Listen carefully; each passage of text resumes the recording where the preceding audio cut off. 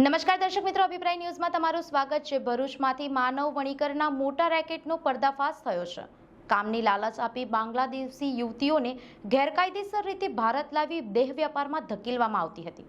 Bharuch LCB અને એસઓજીની સંયુક્ત કાર્યવાહીમાં મુખ્ય બાંગ્લાદેશી એજન્ટ સહિત 4 દલાલોને ઝડપી લેવામાં આવ્યા છે, જ્યારે 14 યુવતીઓને મુક્ત કરવામાં આવી છે।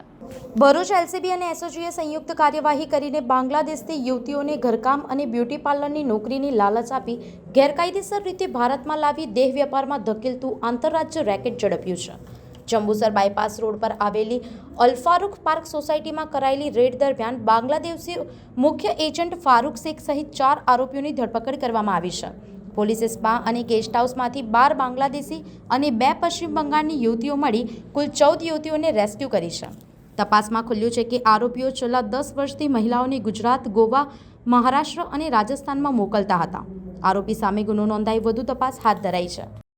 ભારત દેશની આંતરિક સુરક્ષાને ખતરારૂપ તેવા ઇલીગલ રીતે ભારતમાં ઘૂસેલા બાંગ્લાદેશીઓને પકડવા માટે ગુજરાત સરકારના સીએમ સર અને ડેપ્યુટી સીએમ સર દ્વારા પોલીસને સખતપણે સૂચના આપવામાં આવેલી હતી, જેના ભાગરૂપે ગુજરાત રાજ્યના ડીજીપી સર અને બોર્ડર રેન્જના આઈજીપી સાહેબ દ્વારા માર્ગદર્શનને અનુસરીને ભરૂચ પોલીસને ખૂબ મોટી સફળતા મળેલી છે કે જેની અંદર બાંગ્લાદેશમાંથી ઇલીગલે ઘૂસેલા એજન્ટો અને તેમના મારફતે ઇલીગલે મહિલાઓને ફોસલાવીને દેહ વ્યાપારમાં ધંધો કરવા માટે અલગ અલગ જગ્યાએથી મહિલાઓને અને દીકરીઓને બોલાવીને તેમની પાસે દેહ વ્યાપારનું કામ કરતી એક મુખ્ય ટોળકીનો પર્દાફાશ એલસીબી ભરૂચ અને એસઓજી પોલીસ દ્વારા કરવામાં આવેલો છે।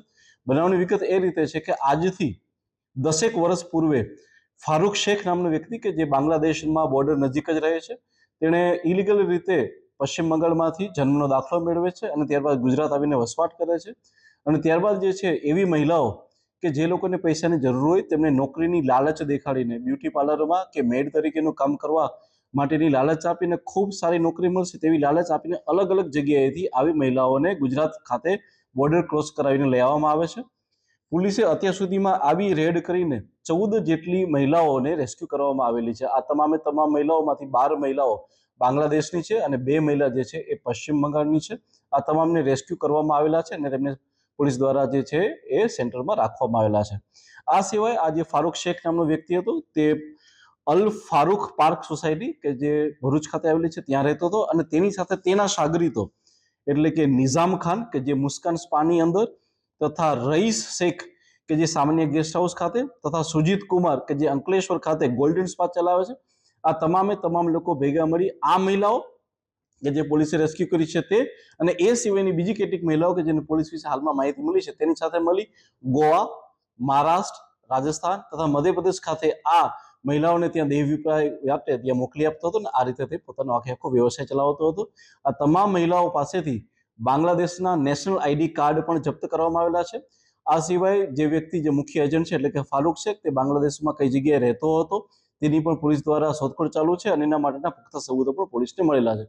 આ તમામે તમામ લોકોની વિરુદ્ધ the immoral traffic prevention act 1956, the immigration and foreign act 2025 તથા ભારતીય ન્યાય સંહિતા 2023ની કલમો અનુસાર ગુનો દાખલ કરવામાં આવેલો છે અને હાલમાં આ ચારે જે એજન્ટ છે તેની ધરપકડ કરી અને પોલીસ દ્વારા આગળની કાર્યવાહી ચાલુ કરવામાં આવી છે। સંવાદદાતા સાથે અભિપ્રાય ન્યૂઝ, વડોદરા।